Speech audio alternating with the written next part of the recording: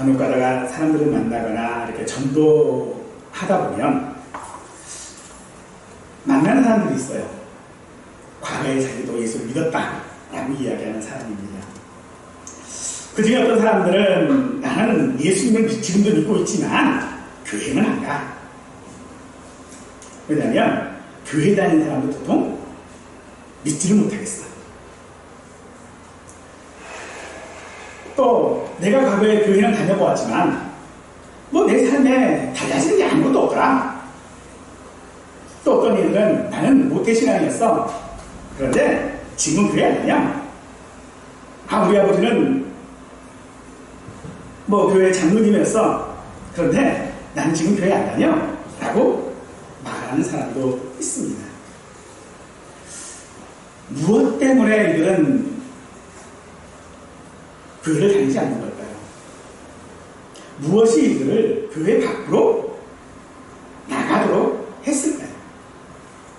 사실 믿는 성도라 할지라도 사실 우리 성도들의 삶을 살펴보면 정말로 절망 가운데에 눈물을 흘리며 기도를 해보지 않은 사람이 사실 별로 없을 겁니다.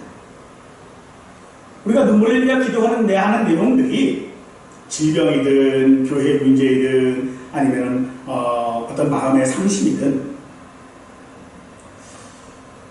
그런 모든 것들을 돌아볼 때에 마치 하나님이 없는 것 같이 느껴지는 순간들이 우리에게도 적지 않아 분명히 있습니다.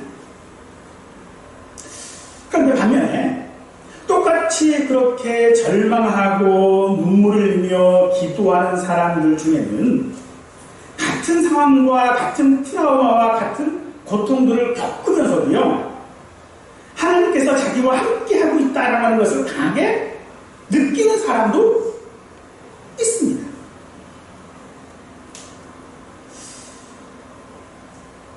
무엇이 같은 상황 가운데에 한쪽은 하나님이 없다고 그러고 다른 한쪽은 하나님이 나와 함께 하시는구나 라고 느끼는 것입니다. 우리는 내가 감당하고 있는 현실과 내가 가지고 있는 감정 사이에 불협화음이 있습니다. 하나님이 언제나 나와 함께 하신다라고 하는 그 약속이 있음에도 불구하고 언제나 내 삶 속에서는요, 하나님의 구제가 존재하고 있다는 것이죠. 이 불협화음을 해결하지 않으면 사실 그가 모태신앙이었던 아니면 어떤 엄청난 체험을 했던 그는 최악으로 그 믿음 자체를 거부하는 경우도 우리에게는 너무나도 많다라는 것이죠. 그럴 때 우리는 어떻게 해야 할 것일까요? 과연 나도 그런 상황 속에서 저들처럼 나도 옛날에는 믿었어 라고 하는 것으로 끝나야 할까요? 아니면 나와 함께하고 계시는 하나님을 느끼며 그 하나님 앞에 우리의 모든 감정들을 토로하고 하나님의 위로를 받아야 할까요? 예수님께서는 우리를 정죄하지 않으신다라고 말하시면서 우리에게는 다시는 죄를 범치 말라고 하셨습니다. 그러나 이 말씀을 충분히 우리가 잘 수행하지 못한다고 해서 우리에게 선언하신 그 정죄하지 않겠다라고 하는 약속이 흔들리거나 취소되지 않습니다. 우리의 죄를 정죄하지 않으시는 하나님의 의도는 우리가 그것으로 말미암아 겸비케 되는 것이기 때문입니다. 따라서 다시는 죄를 범치 않기 위해 우리는 경건을 항상 연습해야 할 것인데, 우리가 경건을 연습해야 된다라고 말하는 것은요, 예수님의 그 명령이신 다시는 죄를 범치 말라라고 하는 그 말씀을 우리가 온전히 행하지 못한다라고 하는 사실을 우리에게 말하는 것입니다. 우리의 연약함을 인정할 수밖에 없는 것이죠.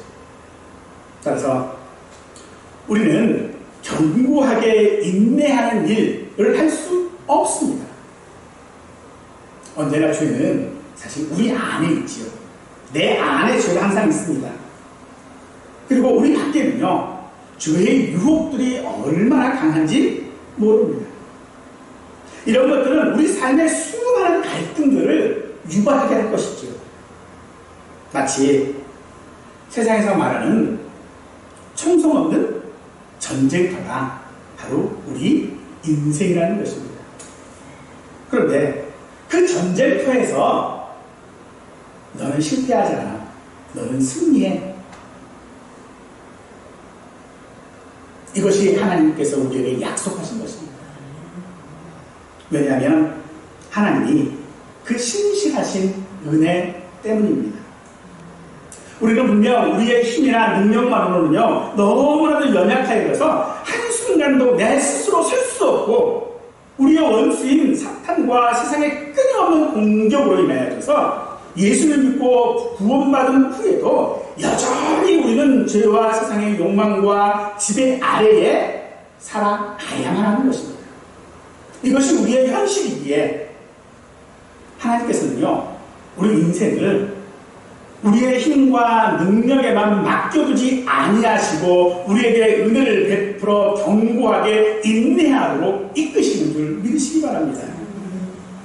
그러므로 우리의 인생을 이끄시는 하나님은 신실하신 하나님이십니다. 그 하나님은 우리를 이끄시는 과정 가운데 우리에게 은혜를 내려주시는데, 그 은혜가 자비롭고 우리에게 확실한 것이어서 우리를 강하게 끝까지 붙들고 우리가 그 은혜 안에 있는 상태로 우리를 이 땅 가운데 보존하고 계시는 것입니다.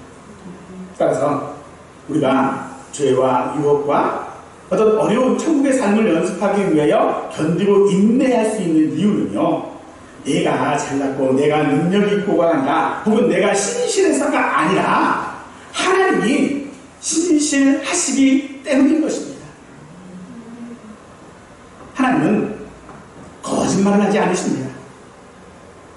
하나님은 하신 말씀을 번복하시는 일이 없으십니다. 그러므로 우리가 경건을 연습하고 이 악한 세상 가운데 살아가다가 우리가 만일 넘어진다면 하나님께서 우리를 구원하시기로 예정하신 모든 일들이 사실은 포사가 되어질 것이며, 하나님의 약속은요, 거짓말이 되어질 것입니다. 따라서 우리가 구원받았고 예수를 믿는다면요, 끝까지 나는 넘어지지 않을 때 하나님의 신실하심은 입증되어질 수 있습니다.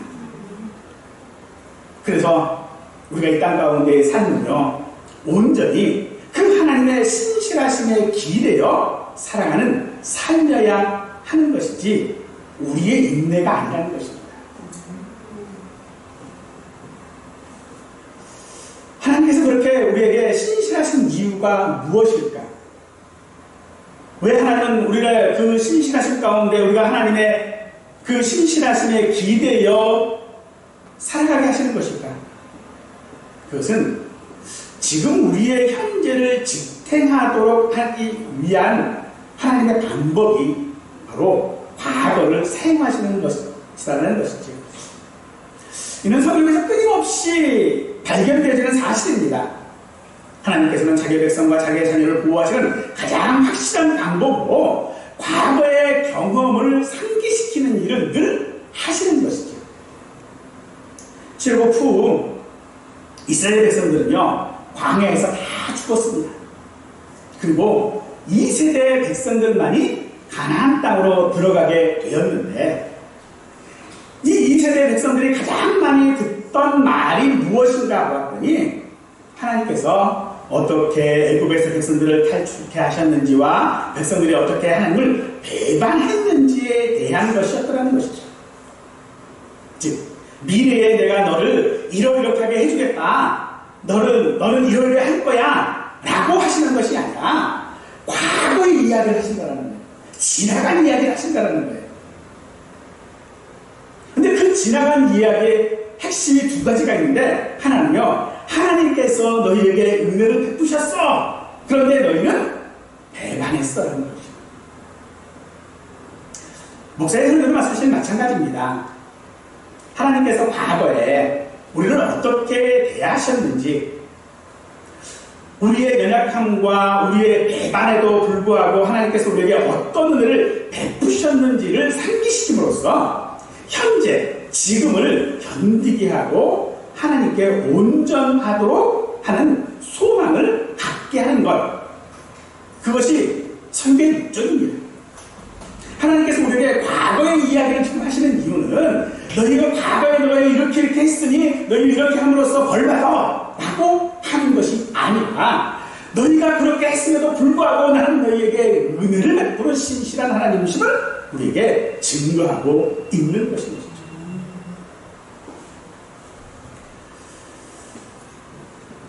하나님께서는 우리의 삶을 과거에 빗대어 지금도 나의 삶을 붙들고 계신 것을 우리에게 말씀해주고 있습니다. 과거에 신실하신 하나님, 그 하나님께서 나를 붙들고 계셨다면 지금도 나를 붙들고 계셨고, 미래도 지금의 삶이 하나님이 나를 붙들고 계시다면 미래도 역시 붙들고 계시다는 것을 우리에게 확증해 주기도 하는 것입니다. 사랑하는 성도 여러분, 지금 여러분들이 하나님을 믿고 계십니까? 지금 여러분의 삶을 하나님께서 붙들고 계시다고 생각하십니까? 그러면 끝까지 하나님께서는 우리를 그 은혜 안에 보존하시는 줄 믿으시기 바랍니다. 우리의 땅을 살아가면서 늘 하는 말 중에 하나가 광야라고 하는 말을 자주 씁니다. 그래서 어떤 사람은 광야를 학교라고도 이야기를 하지요. 즉 우리의 삶이, 성도들의 삶이 광야라는 거예요. 반드시 성도들은요, 이 광야라고 하는 공간을, 광야라고 하는 시간을 거쳐야 한다라고도 어떤 이들은 말합니다. 그래서 이 광야는요, 그 자체로 성도의 삶을 상징하기도 합니다. 이것은 뭐 예수님을 믿기 전 우리의 삶은 애굽에서의 생활과 같았다는 것이죠. 애굽에서의 생활이 어떤 거였습니까? 그들은 노예가 아님에도 불구하고 노예로 살았어요. 이스라엘 백성들은 애굽의 노예가 아니죠. 그런데 그들은 어떻게 살았어요? 노예로 살았어요. 그게 오늘 우리들의 삶 아닐까요? 우리는 분명 하나님의 자녀이고 천국을 소망하는 하나님의 백성으로 살아가고 있음에도 불구하고 세상의 노예로, 세상에 붙잡혀서 세상 가운데 살아가고 있는 것이 우리들의 모습인데, 그 모습 가운데서 하나님은 우리를 마치 애굽에서 건져내시는 것처럼 우리를 건져내시는 줄 믿으시기 바랍니다. 그래서 이스라엘 백성들이 애굽에서 탈출한 후에 홍해를 마른 땅으로 건넌 것처럼 우리도 우리 발로 이 홍해와 같은, 이 광야와 같은 곳을 건너게 되어진다는 것입니다. 그러므로 우리 성도들에게 광야가 있다라고 하는 것은요, 여전히 우리에게 이 땅에서는 어려움이 있다라는 것을 의미하는 것입니다. 현재 우리 삶에서 여전히 죄가 있고 유혹이 있습니다. 이스라엘 백성들은 그런 것에서부터, 그런 애굽으로부터 구원받았습니다. 그러므로 광야에 있는 이 백성들은 이 애굽이 과거여야 하는 것이에요. 사랑하는 성도들은 오늘 저와 여러분들의 과거는 무엇이었습니까? 광야가 지금 우리의 삶이라면 우리의 과거의 삶은 애굽이었다는 것입니다. 죄 가운데 있었고 여전히 하나님을 배반하는 상태에 있으면서도 노예에 의해서도 노예인 줄 모르는 상황 가운데 있었던 것이 오늘 우리들의 모습인 것이죠. 여전히 애굽에서 사는 것과 다름없는 그런 삶을 살고 있는 것이 우리들입니다. 그래서 이스라엘 백성들은요, 모세를 향해 뭐라고 말합니까? 애굽에 매장지가 없어서 당신이 우리를 이끌어내어 이 광야에서 죽게 하느냐라고 합니다. 그러면서 또 뭐라고 그럽니까? 애굽 땅에서 고기 가마 곁에 앉아 있었을 때와 떡을 배불리 먹던 때에 여호와의 손에 죽었으면 좋았을 것을 이라고 말하고 있습니다. 오늘 우리 모습과 사실 다르지 않죠? 내가 예수를 믿었더니 예수 믿는 게 힘들어요. 손해. 그래서 아이고 차라리 예수를 안 믿었으면 좋았을 것을. 이런 원망 가운데 있는 사람들은요, 그 광야의 그 극심한 삶 가운데서 그들을 위로해 줄 수 있고 그들을 구원해 줄 수 있고 그들을 인도해 줄 수 있는 하나님은 그들에게 존재하지 않다는 것입니다. 하지만 그런 상황 가운데서 하박국 선지자는 이렇게 말합니다. 여호와의 내가 부르짖어도 주께서 듣지 아니하시으니 어느 때까지입니까? 다윗은 시편에서 그렇게 이야기합니다. 내 하나님이여 내 하나님이여 어찌 나를 버리시나이까?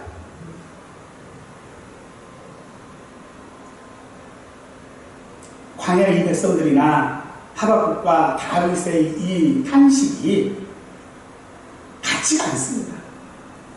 똑같이 나 죽겠어요 라고 하는 말이겠지만 광야의 이 백성들에게는 하나님이 없어요. 그러나 하박국과 다윗에게는 하나님이 있습니다. 그러므로 하나님께서 우리에게 원하시는 것이 무엇입니까? 이 땅 가운데서 배움 가운데서 이 땅의 환난 가운데서 하나님께서 내게 원하시는 것은 좋다. 네 감정 그대로 네가 정말로 하나님을 원망하고 싶으냐 하나님께 탄식하고 싶으냐 그래 해라. 그런데 내 앞에 사는 겁니다. 하나님 앞에서 하라는 것입니다. 네 모습 그대로를 가지고 하나님께 나오라는 것입니다.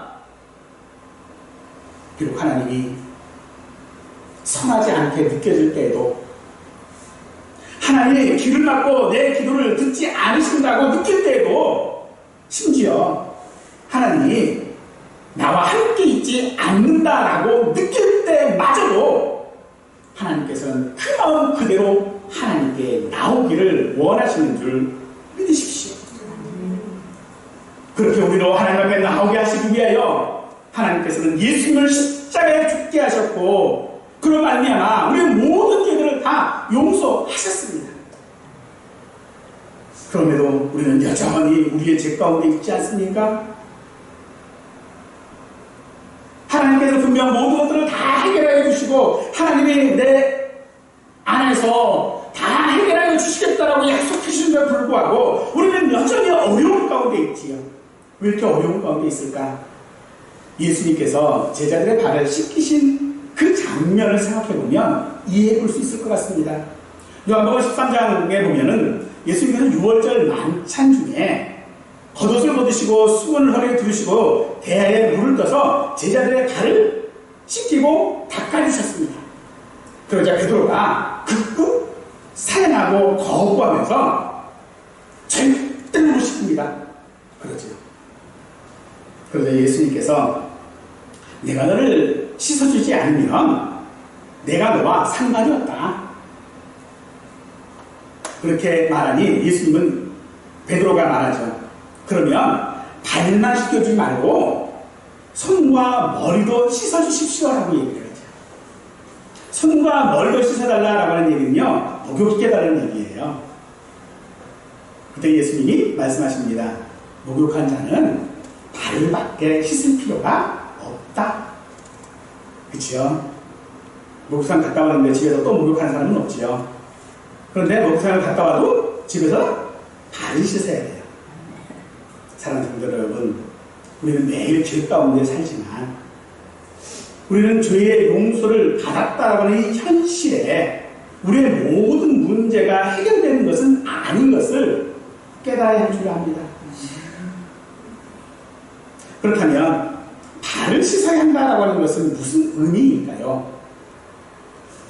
오늘 본문에 우리가 읽은 이 고린도서는 이 고린도 지역의 특성을 우리가 좀 생각해 보아야 할 것입니다.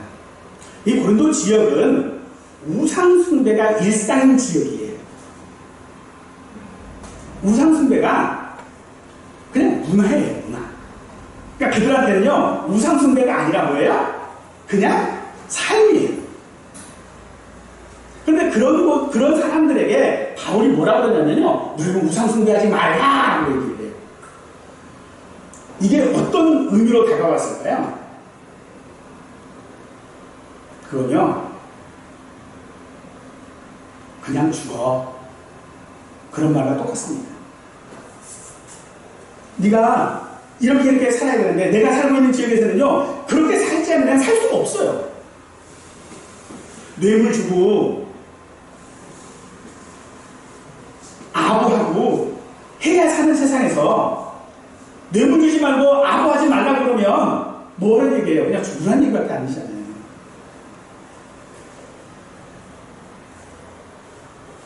우리가 흔히 이야기하는 얘기 중에 하나가 간신나라, 충신나라 이야기를 할 때가 있어요. 간신나라에서 너 간신하지 말라고 그러는 건 뭐예요? 죽으라는 거잖아요. 충신나라에서 너 충신하지 말라고 그러는 거는요, 죽으라는 것과 똑같은 거예요. 즉, 하나님께서 오늘 우리에게 뭐라고 좀 말씀하시냐면요, 너는 광야에서 이러이러한 삶이 있고 이렇게 네가 어려워도 너는 그렇게 살지 마.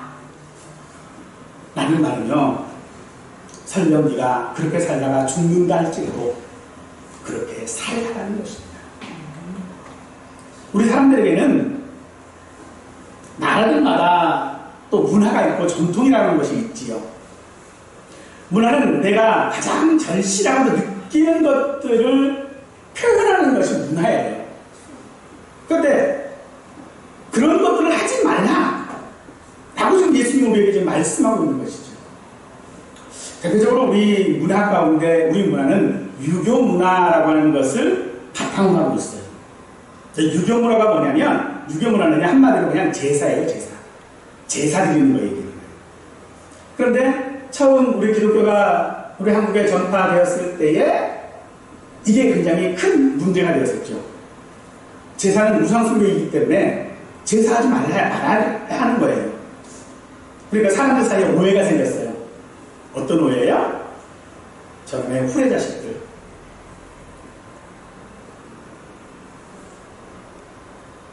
조상도 부모도 없는 후레자식이라고 했어요. 그래서 얼마나 많은 사람들이 죽어갔습니다. 그런데 그럼에도 불구하고 성경은 우리에게 분명하게 말하고 있습니다. 하지 말라. 하지 말라는 걸 자꾸 할 수밖에 없는 상황이 되니까 뭐가 생기는 거예요? 불평이 생기는 거죠. 불만이 생기는 거죠. 이거 안 하면은 나는 이제 죽을 수밖에 없는데 불만이 생기죠. 그래서 10절에 뭐라고 그럽니까? 그들 가운데 어떤 사람들이 원망하다가 멸망시키는 자에게 멸망하였나니 너희는 그들과 같이 원망하지 말라. 이 말씀에서 우리가 깨달아야 하는 것은요, 우리는 내 상황이나 형편이나 원망에도 불구하고 여전히 하나님의 은혜 안에 있다는 것입니다. 현실적으로 우리의 생활은요, 외롭고 고독한 곳이라 할 수밖에 없지만 내가 하나님을 믿는 그 은혜 안에 있는 삶을 사는 사람은 그렇지 않다는 것입니다. 광야의 백성들이 구름 기둥과 불기둥 아래 보호받았던 것처럼 우리 성도들은요, 하나님의 임재 가운데 함께 하시는 줄 믿으십시오.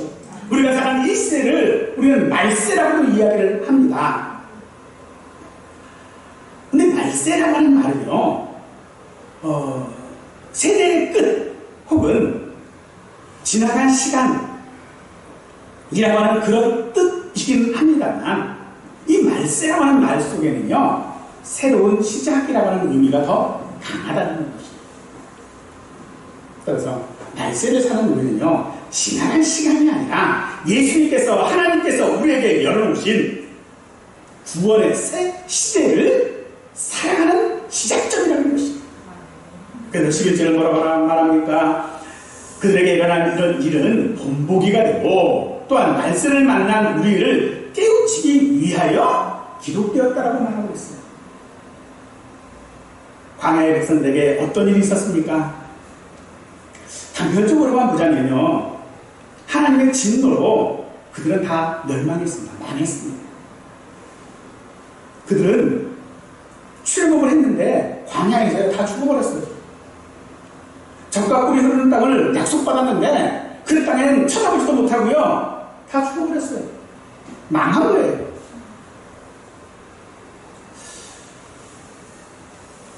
그런데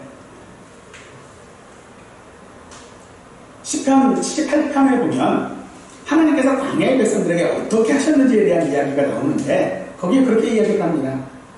백성들의 목전에서 애굽의 기이한 일들을 행하셨고 바다를 갈라 지나가게 하셨으며 낮에는 구름으로 밤에는 불빛으로 인도하셨으며 반석 깊은 곳에서 나오는 물처럼 흡족하게 마시게 하셨으며 시내를 내사 강같이 흐르게 하셨고 라고 말합니다. 하나님이 광야에서 이스라엘 백성들에게 해주신 일이에요. 그런데 그렇게 하나님께서 백성들에게 그렇게 하셨는데 백성들이 어떻게 했다고요? 백성들은 범죄하여 광야에서 하나님을 배반하고 심중에 하나님을 시험했다라고 말하죠.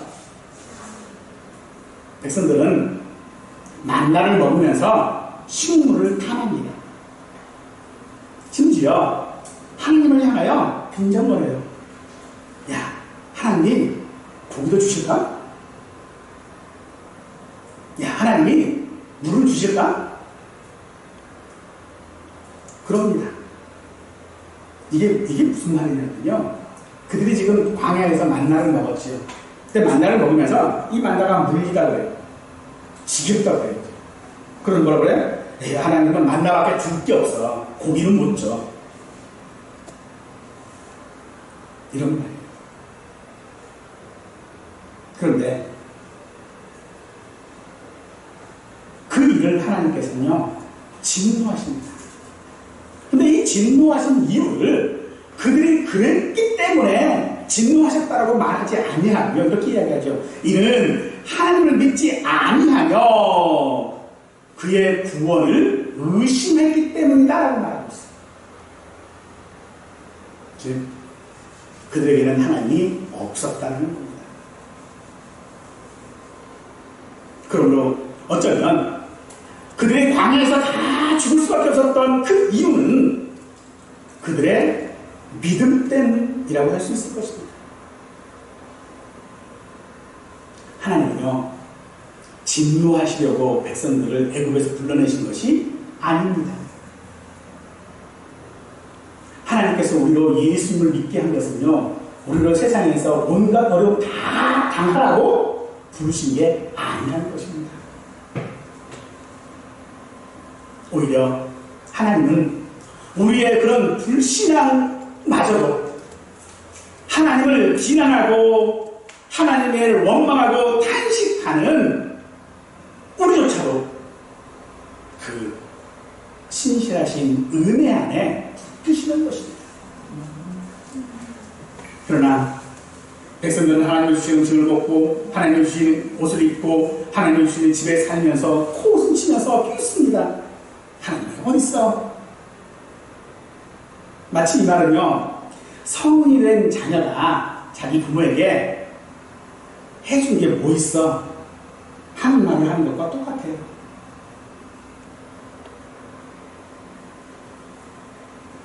이런 말을 만일 부모가 듣는다면 그 마음이 얼마나 상할까요? 그런데 하나님은 그 어이없고 어처구니없는 말에도 불구하고 우리에게 은혜 안에 붙드십니다.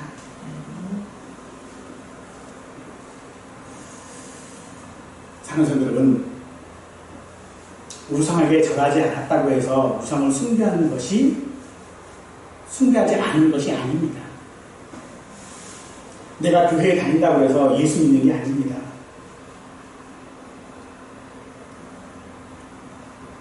광야의 이스라엘 백성들을 보십시다.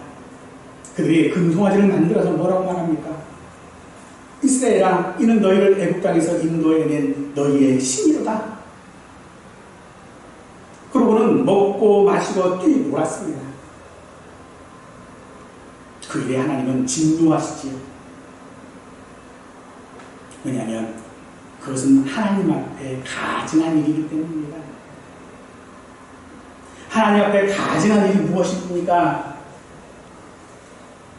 그것은 하나님을 믿지 않는 것입니다.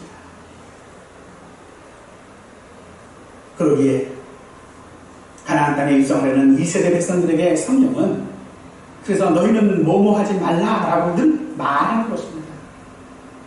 그렇게 말하는 것은요, 반어적으로서 백성들이 지금 그렇게 하고 있다는 말 아니겠습니까? 하나님께서 오늘 우리에게 늘 말씀하실 때에 예수님을 믿으라고 말하는 것은요, 어쩌면 우리가 아직 예수님을 믿지 않고 있기 때문이 아닐까요?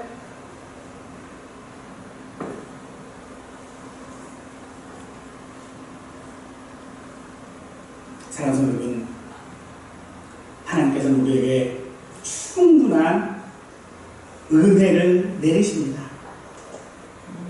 그런데 그 은혜를 받고 우리는 배신하지요.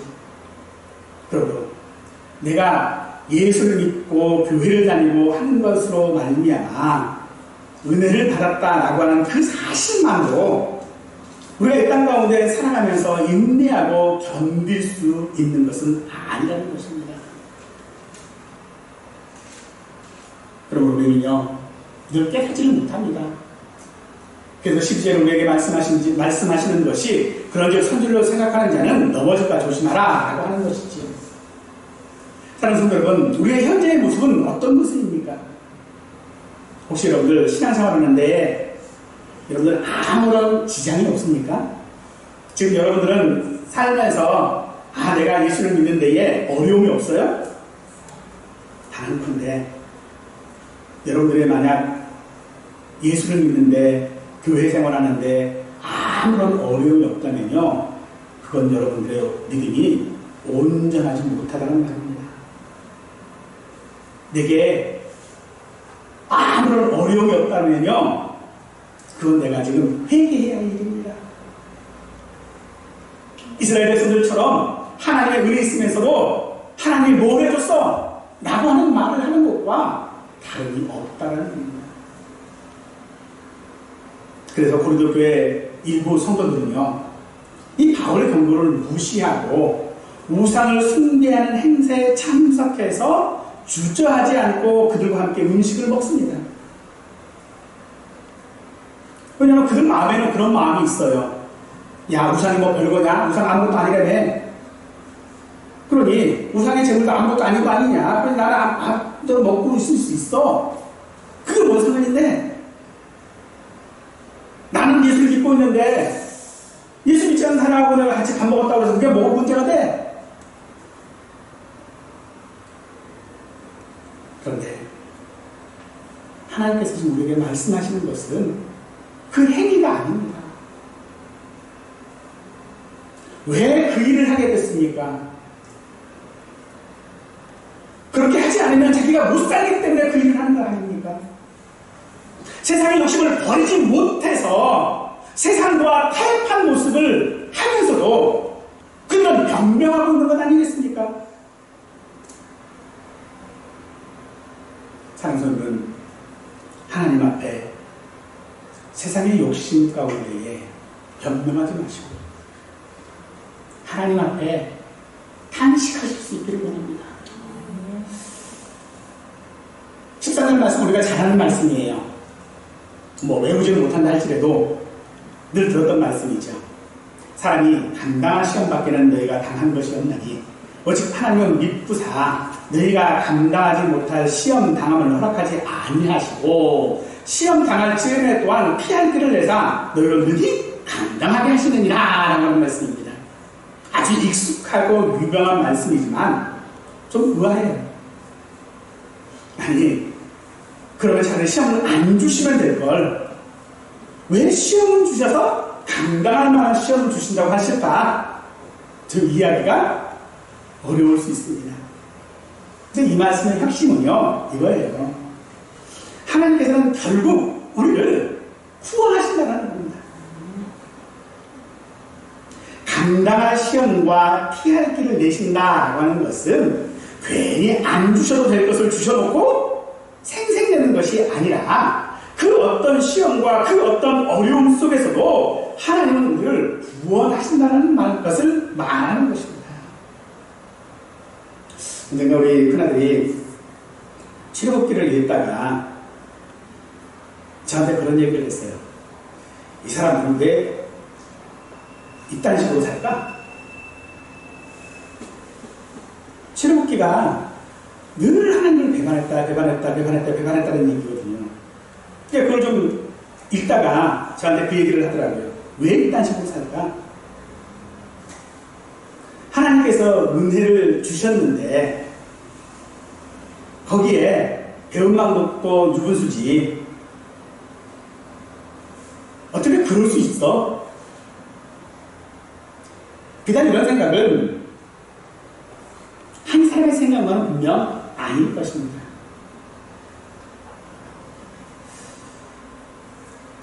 그런 일들이 우리 주변에 흔하게 있는 일일 뿐만 아니라요. 어쩌면 그 말을 하고 있는 내 자신도 그러고 있는지도 모릅니다.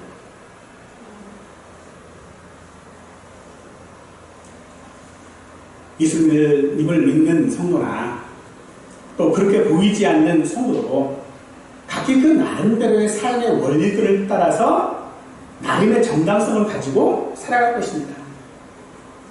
그래서 때로는요, 어떤 일들에 대하여 흥분도 하고 열도 내고 자기 생각대로 밀어붙이기도 할 것입니다. 그런데 그런 시간들이 흐르고 난 후에 어떻게 되어질까요? 광야에 이스라엘 백성들은요, 그렇게 많이 죽어 없어졌습니다. 1세대가 다 사라졌어요. 그럼에도 하나님께서는 그 광야로부터 가나안 땅으로 인도하시는 길에 실패하지 않으셨습니다. 우리 삶 속에는 수많은 배신과 원망이 있지만 그것들이 그 어떤 경우에도 하나님의 구원을 방해할 수 없습니다. 사람이 죄를 범하였으므로 분명 우리는 그 죄인으로서 하나님께 버림받는 것이 마땅하지만 버림받아야 할 우리를 하나님께서는 구원하십니다. 우리로 은혜 안에 있게 하십니다. 그러니 사랑하는 성도 여러분, 지금의 여러분의 상황이 충분히 낙심할 수 있다라고 해도 신실하신 우리 하나님께서 우리 눈물을 닦아주시고 우리 눈을 들어 하늘을 보게 하시는 줄 믿으십시오.